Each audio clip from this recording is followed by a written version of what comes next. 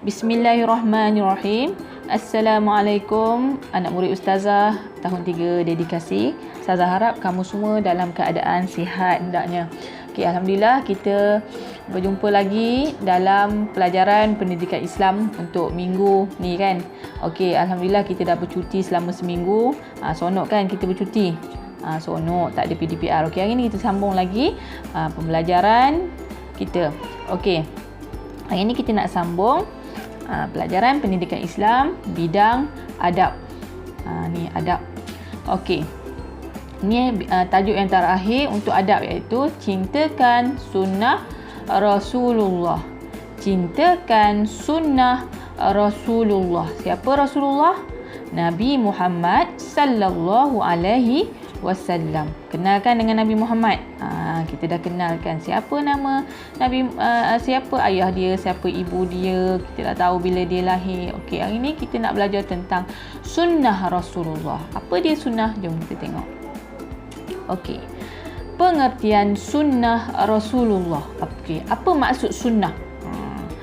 Sesuatu yang bersumberkan daripada Nabi Muhammad sallallahu alaihi wasallam dalam bentuk ucapan, perbuatan, sifat serta akhlak yang diberitahu oleh sahabat baginda.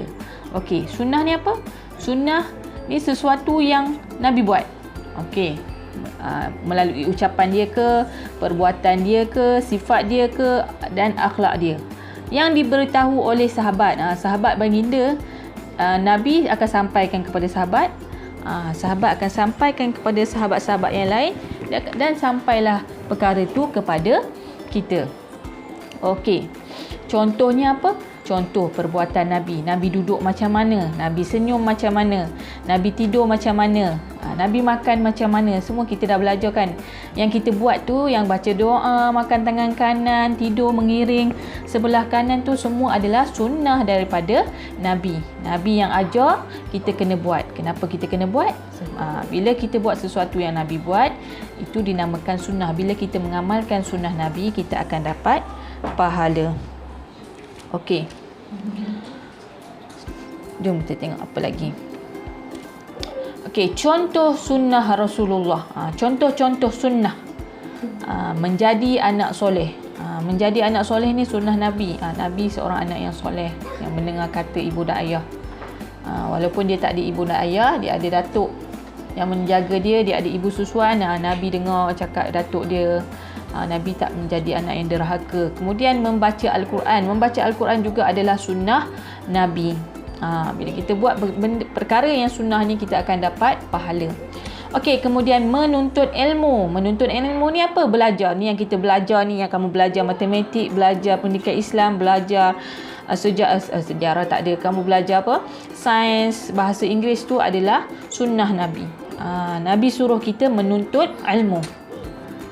Okey, bercakap perkara baik pun sunnah Nabi. Kita tak boleh cakap benda yang tak baik. Cakap yang baik-baik sahaja. Kemudian menghormati orang tua, orang yang lebih tua daripada kamu. Kita hormat pun sunnah Nabi. Kemudian menjaga kebersihan. Ni yang selalu saya tekankan dalam kelas. Jangan buang sampah merata-rata. Susun balik meja kamu kalau dah ada buku selepas guna, simpan balik ke tempat yang asal. Sebab apa? Itu adalah sunnah Nabi. Bila kita buat sesuatu yang Nabi suruh, kita akan dapat pahala. Okey. Kemudian apa? Mengasihi ibu bapa. Macam mana cara kita nak mengasihi ibu bapa? Sentiasa mendoakan ibu dan ayah. Kalau ibu ayah suruh buat apa, kita buat. Ibu suruh tolong sidai kain, tolong sidai. Ibu suruh buang sampah, tolong buang sampah, kemas rumah. Okey, kemudian berbakti kepada ibu bapa. Ni berbakti itulah yang menolong ibu bapa tadi. Kalau tolong masak, tolong siang ke, tolong kemas. Kemudian menggunakan tangan kanan. Ni kita dalam setiap perkara kita kena gunakan tangan kanan. Contohnya makan tangan kanan, ambil sesuatu benda dengan tangan kanan, pakai baju bermula daripada tangan kanan. Kita bermula daripada sebelah kanan. Kemudian menutup aurat. Ini juga sunnah Nabi dan wajib kita buat. Menutup aurat ni kita kena buat. Okey. menghubungkan silaturrahim. Maknanya kita kena tak boleh bergaduh dengan saudara mara kita. Kalau dengan kakak, dengan abang tak boleh bergaduh. Kita kena sentiasa berkasih sayang. Itu adalah sunnah Nabi. Okey, seterusnya jom kita tengok dalil nakli berkaitan berpegang dengan sunnah Rasulullah sallallahu alaihi wasallam. Okey, ayat Al-Quran surah Al-Hajj ayat ke-7. A'udzubillahi minasyaitonir rajim. Wa ma atakumur rasulu fakhudhu wa ma nahakum anhu fantahu. Maksudnya, apa yang diberikan Rasul kepadamu, maka terimalah, dan apa yang dilarangnya, maka tinggalkanlah. Okey, dalil nakli ini ialah dalil daripada Al-Quran, yang mana kita tahu setiap apa yang daripada Al-Quran ia adalah benar. Allah kata apa? Allah kata apa yang diberikan ke Rasul kepadamu. Maknanya apa yang Nabi cakap, apa yang Nabi buat, apa yang Nabi suruh, maka terimalah, dan apa yang dilarang, maka tinggalkanlah. Apa yang Nabi tak bagi buat, kita kena tinggalkan. Okey, itu saja pelajaran kita untuk hari ini. Kita akan sambung lagi pelajaran ni pada esok hari. Okey, jumpa lagi. Assalamualaikum.